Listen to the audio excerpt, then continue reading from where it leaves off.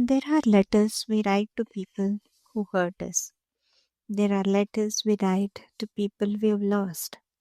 But the hardest letter, the one most of us never write, is the one we write to ourselves. To the version of us that was drowning and didn't know how to ask for a hand. This is that letter. This is me reaching back through time, sitting beside the girl I used to be, in the dark, on the floor, shaking and saying everything I wish someone had said to me.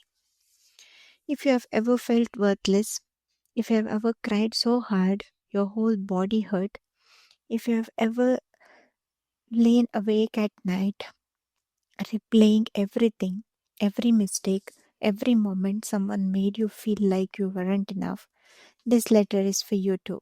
Stay with me. Dear younger me, I remember the nights, not the evenings, not the late hours, the nights, 3 a.m., 2 a.m., 4 a.m. kind. The ones that has no end. The ones where you'd stare at the ceiling and feel this weight pressing down on your chest. Not the metaphorical weight, but something that felt almost physical, like grief had bones, like sadness had mass. I remember how quiet everything was outside and how loud everything was inside your head. The thoughts that wouldn't stop, going around, like a wheel you couldn't get off, replaying the same moments, the same words people said to you, the same things you wish you would have done differently, the same question you kept asking yourself in the dark. Why wasn't I enough? I remember the shivering, even on warm nights. There was a cold that lived inside you that no blanket could touch. Your body was carrying that your mind couldn't process. Trauma does that. It doesn't just live in your thoughts, it lives in your bones, in your shoulders, in your tightness in your jaw that never fully went away. Remember the physical pain. People who haven't been through real depression don't know that it hurts, not just emotionally, physically. The heaviness in your skull, the behind your eyes, the feeling in your chest that sat somewhere between heartbreak and suffocation. Science has a name for it now, but back then you just thought you were going crazy. You weren't going crazy, you were surviving something real. And then there was the worthlessness. Oh, younger me, this one breaks my heart the most because I remember how deeply you believed it. Not just thought it, believed it. In the way you believe the sky is blue, in the way you believe the floor will hold you when you stand, it felt like a fact, like something that had been proven 100 times over. I'm not enough, I'm too much, I'm wrong, I'm invisible, I don't matter. Someone made you feel that way, maybe more than one person.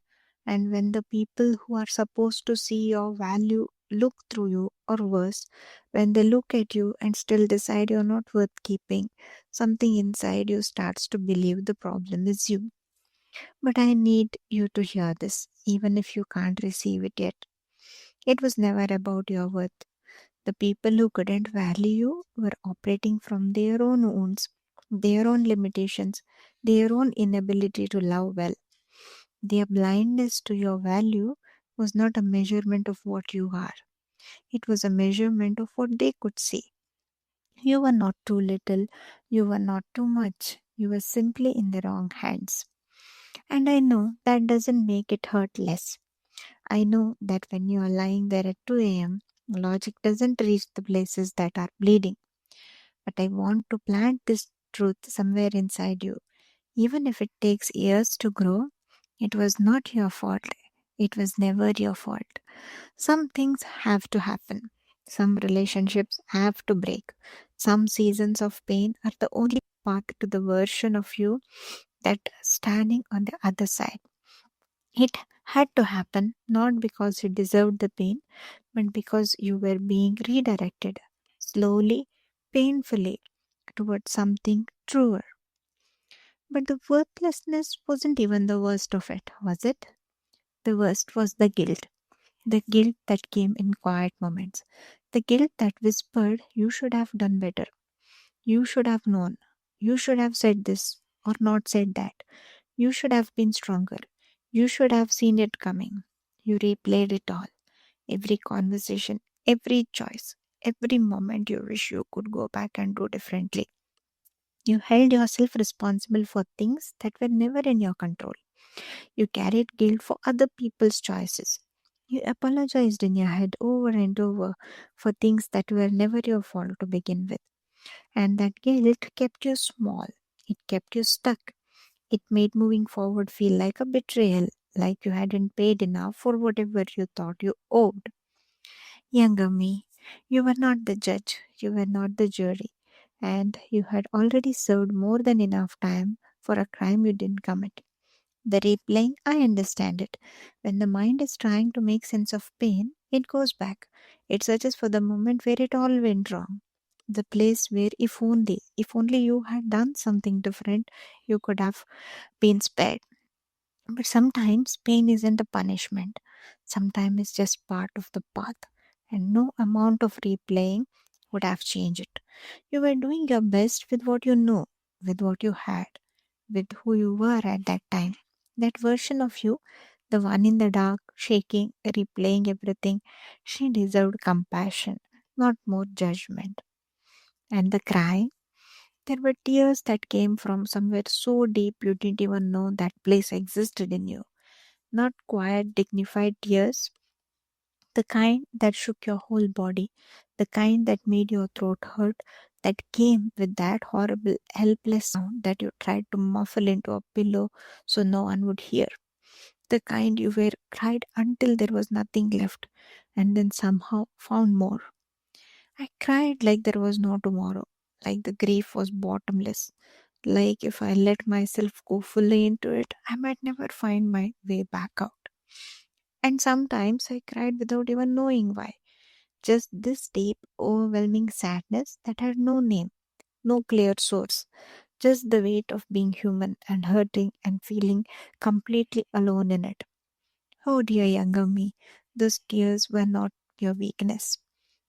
They were your heart trying to empty itself of what it could not hold longer. They were honest, more honest than any smile you performed, more real than any "I am fine" you've ever said. And here is what I wish I had known then. You were allowed to fall apart. You were allowed to be a mess. You were allowed to not be okay. The world told you to keep it together, to stay strong, to not let people see. But all that holding together in public just meant falling apart harder in private. If I could go back, I would sit with you in the middle of that cry. I wouldn't try to fix it or rush past it. I would just be there. And I would say, let it out. Even last bit. You don't have to hold this alone. There came a moment, not dramatic, not a flashlight, just a moment in the middle of all the darkness where I stopped fighting it and just surrendered.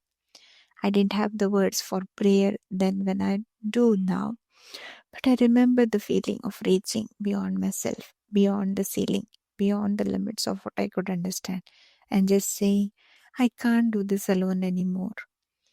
That was the beginning. God didn't remove the pain overnight. He didn't erase the confusion or instantly explain the reason behind everything that happened. But something shifted slowly, almost imperceptibly, like a room that was completely dark, and somehow, somewhere, someone opened a window. Just a crack, just enough for a silver of light to fall across the floor. I started to understand that the pain was not abandonment, that even in the darkest night, I was not as alone as I felt, that there was a plan I could not yet see, being worked out in ways I would not understand until much later. It took time, more time than I wanted it to take, more pain than I thought I could endure. But looking back now, everything that felt like a loss was also somehow a clearing. Every person who left made space. Every door that closed was protecting me from something I couldn't see. Every night that I felt endless was teaching me something I needed to learn. Healing didn't come from having all the answers. It came from learning to trust the one who held them. And if you are in the dark place right now and faith feels very far away, I just want to say you don't need perfect faith. You don't need the right words. You just need to reach just a little, just enough to say, I need something bigger than myself. That is enough. That has always been enough. So here it is, younger me. What I would do differently if I could step into your shoes with the wisdom I carry now. One, I would stop waiting to be chosen to start valuing myself. I spent so long looking for my worth in how others saw me, in whether someone stayed, in whether someone called, in whether someone looked at me the way I needed to be looked at. And in every time they did, I took it as evidence that I wasn't worth it. But worth doesn't come from being chosen. Worth is not something you earn by being good enough for someone. It was there before they arrived, it remains after they leave. I wish I had known that. I wish I had held myself like someone who deserved gentleness. Not because someone else declared me worthy, but because I simply was. The next, I would have been so much gentler with myself. On the days I couldn't get off the bed, I called myself lazy. Days I cried, I called myself weak. On the days I couldn't think straight, I called myself broken. But if your friend had come to me in the same state, would I have used those words? Never. I would have held her. I would have said, you're doing the best you can. And that is enough. Why did I never say that to myself?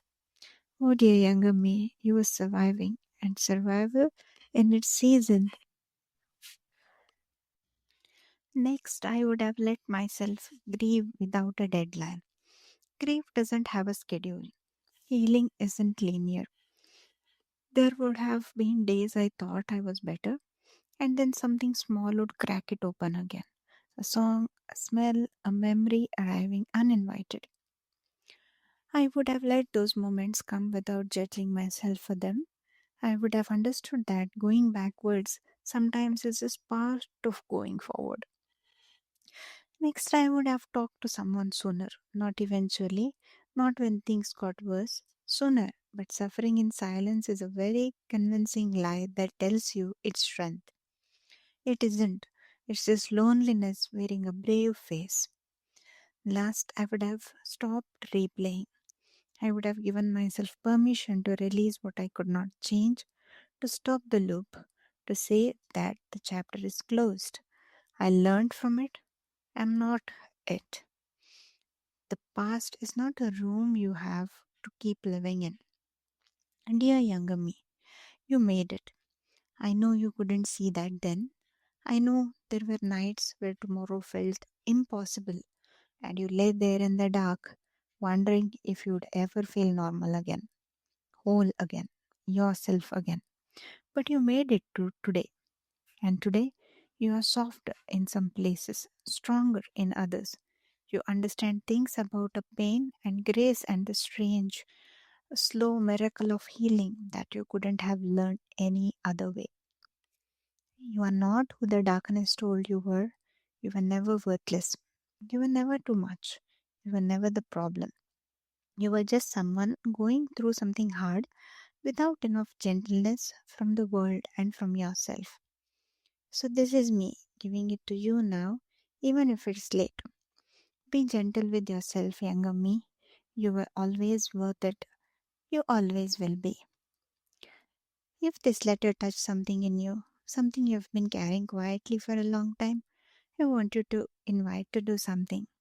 The comments below, write your own letter, even just one line, even just say, dear younger me, I wish I had told you something. Because your story matters, your healing matters. And sometimes the most powerful thing we can do is name what we survived. I read every comment I see you. And if this video found you at exactly the right moment, share it with someone who needs it. You never know whose dark nights this might reach. Until next time, Heal gently, grow bravely, and bloom at your own pace.